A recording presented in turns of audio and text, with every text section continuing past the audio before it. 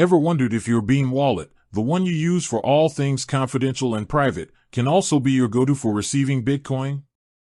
It's a question that pops up a lot, especially as more and more people dive into the world of cryptocurrency and appreciate the privacy features that Beam offers. You've got your Beam coins, you're enjoying the anonymity, and then someone asks, "Hey, can I send you some Bitcoin?" Suddenly, you're scratching your head. You see, the crypto landscape is vast and incredibly diverse. We have hundreds, if not thousands, of different cryptocurrencies, each built on its own unique blockchain. Think of it like different countries, each with its own currency and its own banking system. You can't directly use Nigerian naira in the United States, right? You need an exchange. The same principle applies to cryptocurrencies. Beam, for instance, is built on the Mimblewimble protocol. Its core focus is on privacy and scalability, using a really clever cryptographic approach to keep transaction details hidden by default.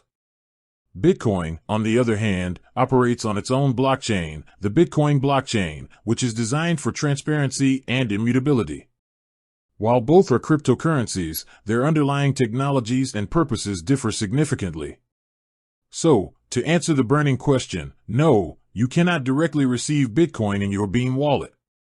A Beam wallet is specifically designed to manage Beam coins and other assets that are built on the Beam blockchain, or that are wrapped tokens representing assets on other chains but held within the Beam ecosystem.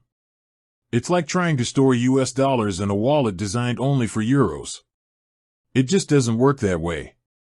But don't despair. This doesn't mean you can't interact with Bitcoin if you're a Beam user.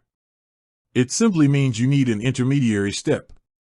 The most common way to convert or exchange cryptocurrencies is through a cryptocurrency exchange.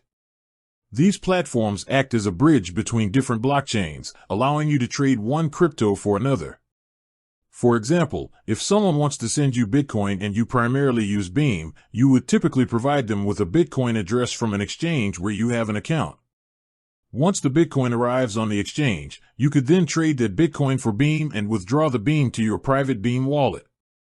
Or, conversely, if you want to send someone Bitcoin from your Beam holdings, you'd send your Beam to an exchange, trade it for Bitcoin, and then send the Bitcoin to their address.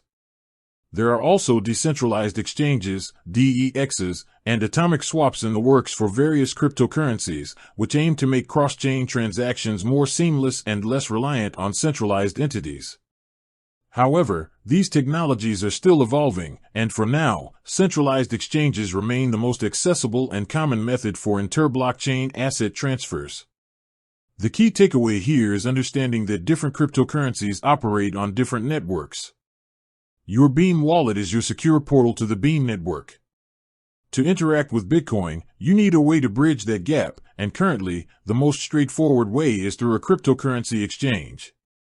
It's an extra step, sure, but it's a necessary one given the architectural differences between these amazing digital assets. With that said, thanks for watching and until next time.